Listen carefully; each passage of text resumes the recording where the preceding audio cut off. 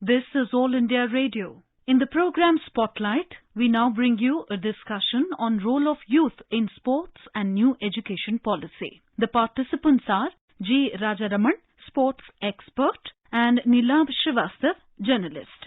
The national education policy is very fresh in our minds. The government has recently passed the policy for the country, which will now be charting its path henceforth. And today, to bring in context, there was a webinar of various union ministers, bureaucrats who deal with the subject of education and sports. And to be precise, if I can talk about who were the participants, it was the education minister, the sports minister, the defense minister, Mr. Rajnath Singh, bureaucrats of their respective ministries. They all interacted. They came on a webinar session, which was heard by academicians. It was heard by students. It was heard by various other people in different walks of life. And Mr. Raja, when we talk about the role of youth in sports and new education policy, somehow traditionally we have been in that dilemma that whether a student should study, whether a young person should opt for games, would there be a future? So talking in the entire context of the new education policy and the government's thrust to ensure that the entire role of a youth, whether it is in sports, whether it is for anything, ultimately the goal is nation building. So how do you see these different topics now coming together with the overarching or the umbrella of the National Education Policy 2020? I think it is a positive step in the right direction. Sports needs to be integrated with education. I remember there was a time when the sports ministry was not even existent and sports was part of the education ministry. I'm glad now that reintegration has happened, that sports will become an integral part of the education policy. We used to see sport as very different to education. To me, sport is life. To me, sport is a reflection of everything that we do. Sport teaches us how to win and lose. Similarly, in life, we need to deal with success and failure. There is no better teacher than sport because it reflects life at large. Sports integration with education is one of the most crucial decisions that can take India forward in the next few years. It has been a long time demand from people who wanted to play sport that they should have education at the same time. But professional sport being what it is, we moved away increasingly from hardcore education and sport was separated. I think the time has come where it's important for sport, for everybody to realize that sport is part of education, it's part of life. You cannot separate the two things. When you say, Mr. Raja, that we need to integrate both of these two, so are you indicating that now with this education policy, which talks about going of the sports and other extracurricular activities along with these studies hand in hand, would that usher in for an individual to develop as any person, a great sports person or a great academician or a scientist, whatever the life gives you? I think even a cursory reading of the National Education Policy 2020 will tell you that multidisciplinary and holistic education, it has come to stay. It is very important that sciences, social sciences, arts, humanities and sports are part of that multidisciplinary world that is being now envisaged. I think it is important that sport is not seen any different to any of the other streams of education that there have been. And from what I understand and what I believe, it is going to be interesting that if I, as a student, am interested in sport, I can pursue education in sport and therefore a career in sport. I think it is very important that I can follow my passion and don't have to study arts or commerce or science necessarily. But if I love sport, I can pursue sport as my passion, as my field of interest, and then get myself educated in my field of interest, which is sport, and then prosper in life. I think what the new education policy 2020 has done is to empower the student to make decisions. If somebody wants to play sport and excel in that, I think the national education policy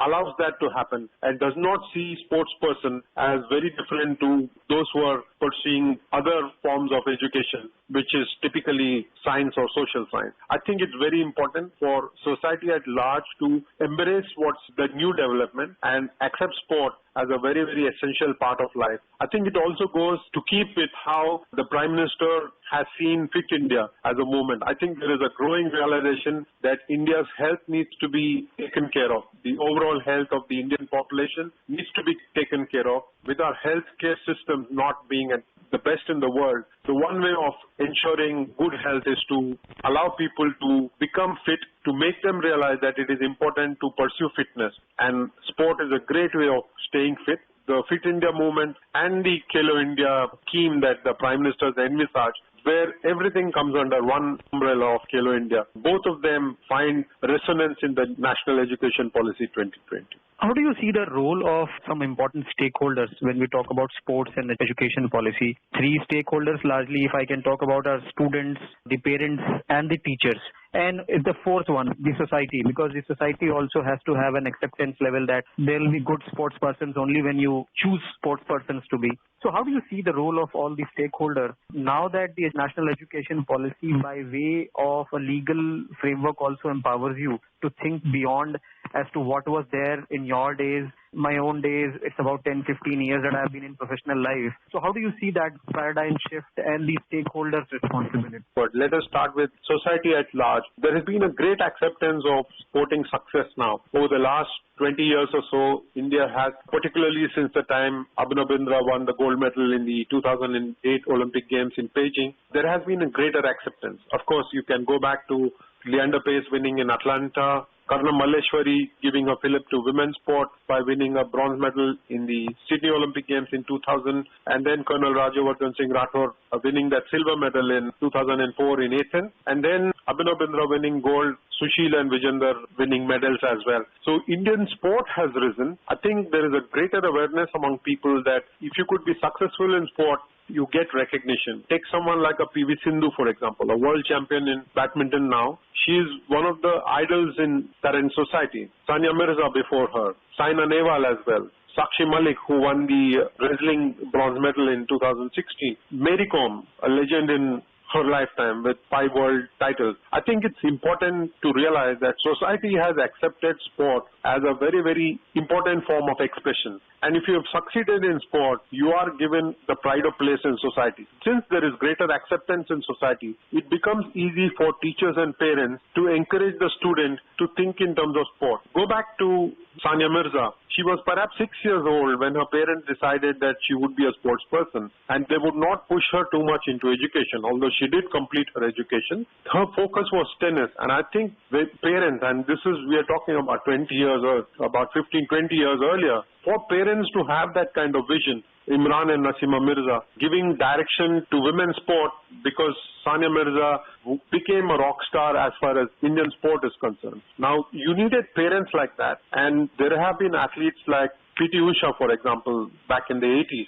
Saina Nehwal and PV Sindhu, Sakshi Malik and Mary Kom, a number of athletes. You can reel out a number of names of people who have succeeded in sport. And we are not even talking cricket here. And cricket has got a very special place in society. And I know parents who now go and tell coaches, can we have my son or my daughter become the next Sachin Tendulkar-like player or become the next MS Dhoni or Virat Kohli? So there is aspiration as far as sport is concerned. There was just a little bit of hesitation with parents because it would affect the education of the child, and they would perhaps discourage them because fear of being castigated by society around them or by immediate family. But with lots of parents now understanding that sport can get you recognition, it can get you name and fame and wealth as well, there has been greater acceptance, Neelam. A lot of youngsters do want to play sport while educating themselves. It is very important also from an international perspective that you have athletes who are educated. They will understand the science behind the sport and then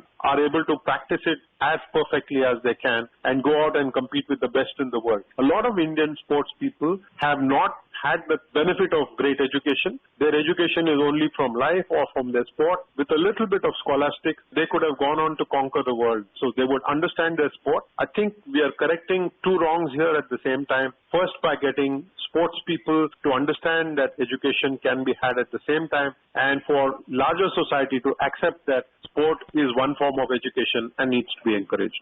How do you think that the mapping of the interest ability and the kind of demand resource that can be developed can be done vis-a-vis the national education policy and the sports, and at the same time different extracurricular activities? Let us look at life skills, communication and teamwork, for example, and resilience. You can read about it in textbooks, you can hear stories, but nothing like practicing it yourself, experiencing it yourself firsthand. And what better field than the world of sport for you to get hold of understanding these aspects, whether it is communication or whether it's teamwork or whether it's resilience. And there are many more qualities that you can pick up from the world of sport. And I think the fact that the new National Education Policy 2020 allows you to pursue your own dreams the way you want to. Whether you want to go ahead and play sport or whether you want to just arm yourself with a lot of theoretical knowledge because you love sport, there is room for everybody. And the fact that internships have been built in at a later stage in the education policy is very, very important.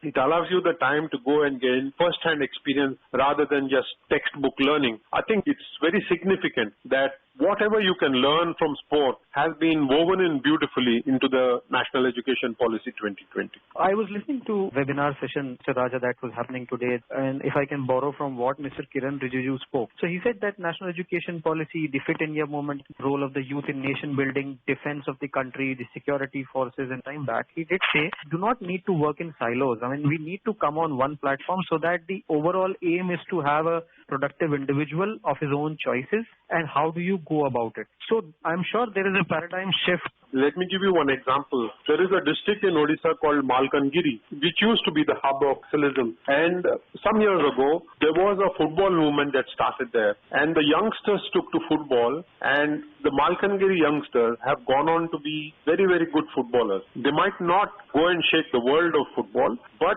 within Odisha, they have been able to make a dent. And what has happened is that they have been integrated into mainstream beautifully. Youngsters who went to school, and because they went to school, would play football. They were not allowed to be distracted by elements that are not the best in society. And sport allows for character building. And I think that is what the Prime Minister is looking for sport to do. What it does as far as nation building is concerned is that with each individual learning to deal with ups and downs in life, learning to deal with stress, learning to cope with the pressures of expectation, I think sport teaches you all this and it helps develop your character.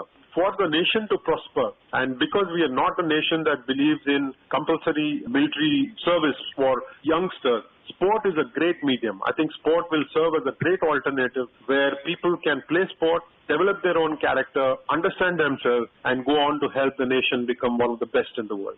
When you talk about the sports building character, different attributes of a human being, Mr. Raja, one old adage or probably one term which we have always heard in our lives is the developing of the scientific temper for young students. It is also about developing critical thinking abilities, because what the government also aims by bringing the new education policy is that we produce and we have students and candidates for the future world. So how closely it is gelled as to develop strong, healthy individual with a lot of discipline, and also at the same time with a lot of scientific temper and a critical thinking, which obviously is very important for any country to progress. One of the most important aspects of sport is not just physical, it's also psychological, it is emotional. And because sports allows you to experience all of this in a fleeting moment, and then you got to bounce back and focus on the present, otherwise you would not be a great performer. So sport allows you to develop all this. So this is what someone might call scientific temperament, but this is practical experience. Without the benefit of books, without the benefit of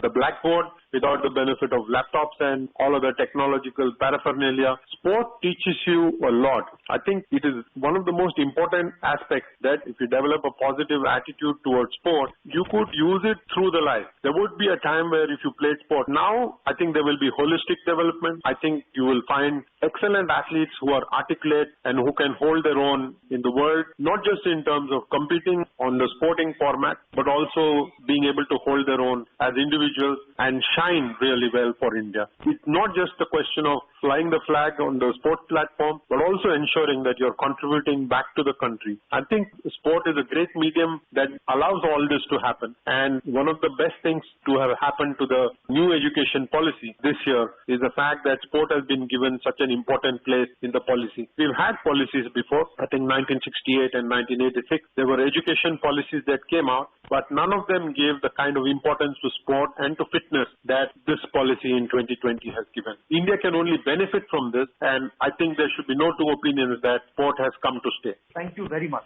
Thank you so much. You were listening to a discussion on role of youth in sports and new education policy. The participants were G. Rajaraman, sports expert, and Nilav Srivastav, journalist. This program was produced and presented by the News Services Division of All India Radio. You can listen to it on our mobile app, News on AIR. This program is also available on our website, newsonair.com. You may email your opinion about this program at airnsdtalks@gmail.com.